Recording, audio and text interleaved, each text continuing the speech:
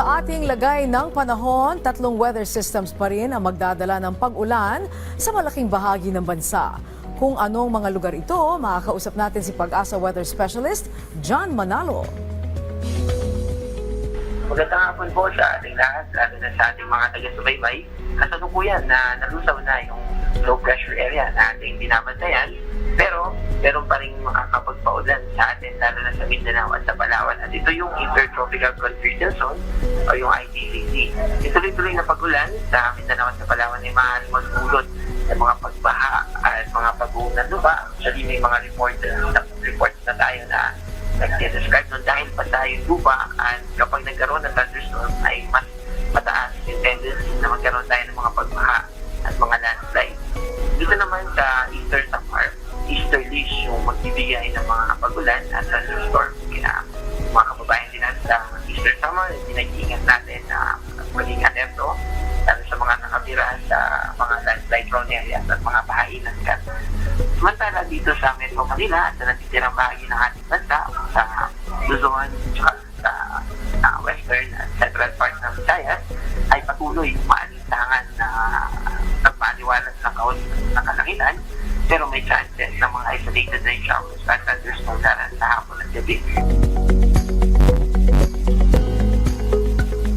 Itong dalas ng mga pag-ulan natin sa hapon ay isang udyat na tumataas na yung moisture content sa atmosphere at papalapit na yung ating onset ng habagat season.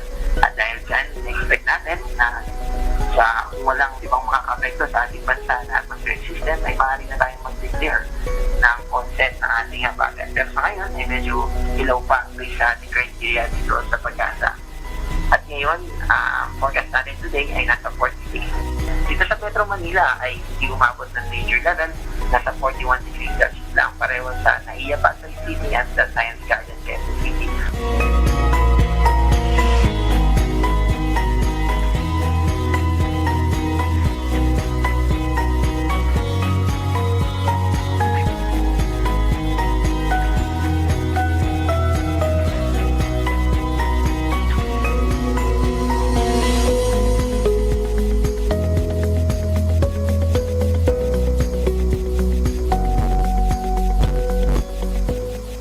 Wala pa tayong minomonitor na bagyo. So, hopefully, ay wala nang mamuo hanggang sa katapusan. Pero, may meteorologically ay 1 to 2 tropical cyclone na ating in-expect during month of May.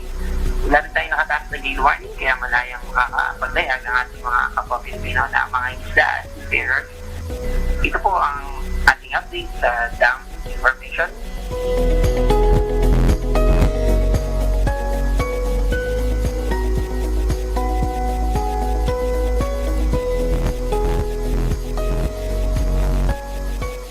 Si John Manalo from DOST Pag-asa.